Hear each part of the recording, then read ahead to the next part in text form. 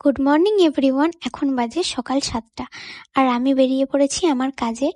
তো লোকেশনটা ছিল আমাদের পাড়া থেকে অন্য পাড়া, মানে 2 মিনিটও ডিস্টেন্স ছিল না। তো দেখো সকালবেলায় সবাই উঠে নিজের নিজের কাজ করছে আর আমি আমার কাজ করছি। আর ডেটটা ছিল হচ্ছে মার্চের 4 তারিখ।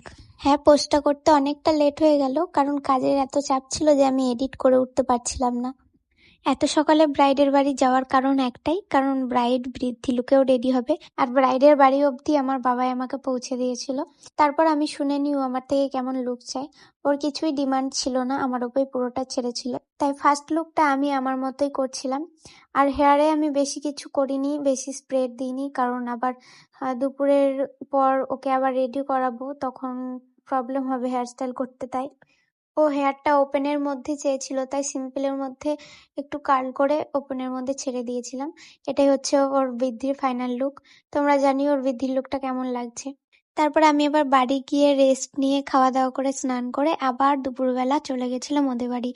এবার ওর মুখ থেকে শুনে নেবো ও কেমন লুক চাইছে আমার থেকে। বল কেমন লুক চাই তোর আজকে তিথি? তোর মতো করে দে, কিন্তু চোখটা যেরকম বলতো টানা, জোরে বল, শোনা যাচ্ছে না। চোখটা টানা করবি। আচ্ছা, আর তোর তোর লিপস্টিক লিপস্টিক ডার্কের মধ্যে ডার্ক, কলকা কেমন করবো? কলকা তোর যেরকম ইচ্ছা, এই এতটা। আচ্ছা ঠিক আছে, চলো তোমায় রেডি করা যাক এবার। তোমরা তো শুনলেই আমার ব্রাইড আমার থেকে কেমন লুক চাইছে, সেইরকম ভাবেই আমি আমার মেকআপটা স্টার্ট করে দিয়েছিলাম।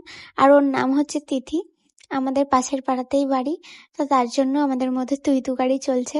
তো কেউ কোনো কিছু ফালতু কমেন্ট করো না ছোট বড় নিয়ে, কারণ আমরা সমবয়সী প্রায়। ফার্স্টেই আমি ওর স্কিনে একটা জেল বেস ময়শ্চারাইজার ইউজ করে নিয়েছিলাম। তারপর ওর স্কিনটাকে একটু কারেক্টিং করে নিচ্ছিলাম, ডার্ক স্পটগুলোকে।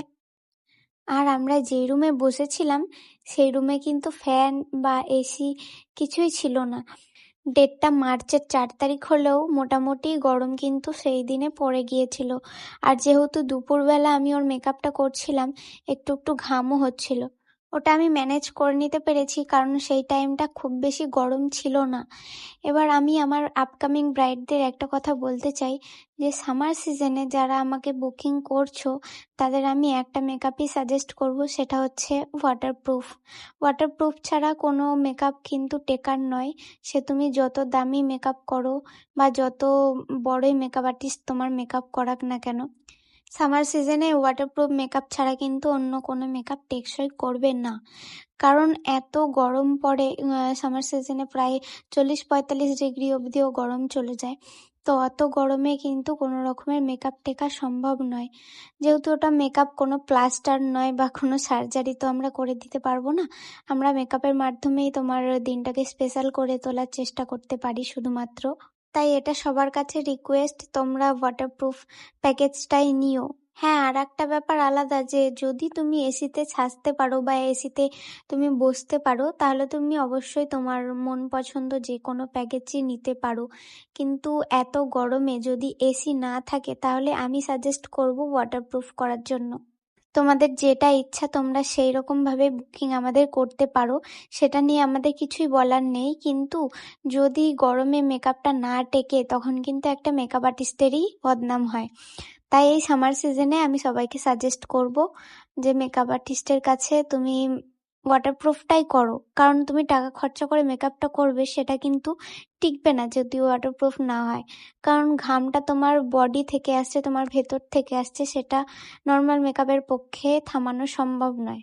যাই হোক, এটা শুধুমাত্র আমার একটা সাজেশন ছিল। এরপর তোমাদের ইচ্ছা তোমরা মেকআপ আর্টিস্টকে কি নিয়ে বুক করতে চাও। তো কথা বলতে বলতে আমার এই ব্রাইডকে প্রায় আমি রেডি করে ফেলেছি, হেয়ার কমপ্লিট করেও ফেলেছি। এবার ওর জুয়েলারিগুলো পরানোর পালা।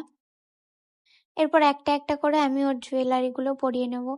আমার তো জুয়েলারি পরানোর আগে ওকে বেশি সুন্দর লাগছে। এবার ফার্স্টে আমি একটা চোকার পরিয়ে নিয়েছিলাম, তারপরে আর একটা হোয়াইট চোকার পরিয়ে নিয়েছিলাম, তারপরে আর একটা চাটাই হার বলে একটা কিছু হয় হয়তো, আমি ঠিক নামটা জানি না। তো এই চাটাই হারটাও আমি পরিয়ে নিয়েছিলাম।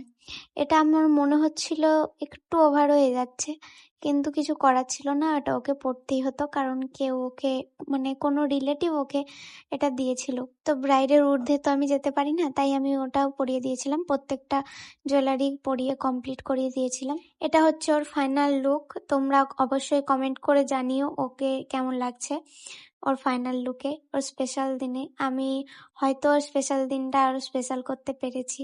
তোমাদেরও যদি মনে হয় নিজেদের স্পেশাল দিনে এমন সুন্দরভাবে আমার কাছে রেডি হতে চাও, তাহলে স্ক্রিনে দেওয়া নাম্বারে আমার সাথে ঝটপট কন্ট্যাক্ট করে নিও।